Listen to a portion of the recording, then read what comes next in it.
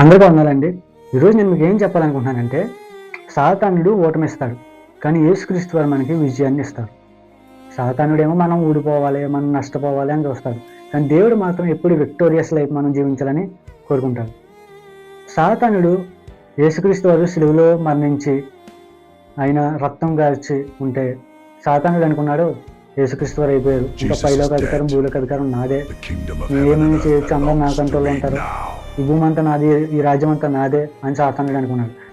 కానీ యేసుక్రీస్తు వారు అదే సిలువలో సాతానుడిని ఓడించాడు. సాతానుడు సంతోషపడిపోతున్నాడు, యేసుక్రీస్తు వారిని సిలువెక్కించాను, ఆయన మరణించాడు, ఇంకా రాజ్యం నాదే అని సంతోషపడుతున్నాడు.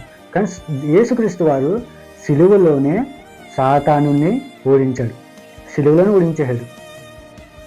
Jesus didn't stay in the grave. యేసుక్రీస్తు వారు ఇంకా సమాధిలో లేరు.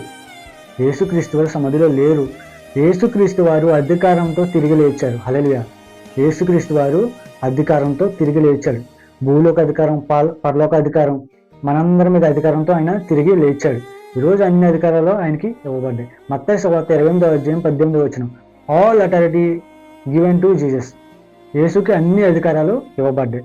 పరలోక అధికారం, భూలోక అధికారం ఆయనకి ఇవ్వబడ్డాయి. నీ మీద నా మీద కూడా అధికారం ఆయనకి ఇవ్వబడ్డాయి. ఆయన గొప్ప దేవుడు అండి. ఆయన సాతానుడిని సిలువలోనే ఓడించేశాడు.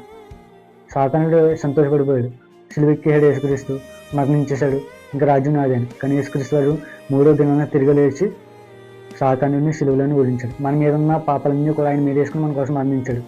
అలాగే ఆయన పాపాలన్నీ తీసేసి మన కోసం తిరిగి లేచాడు.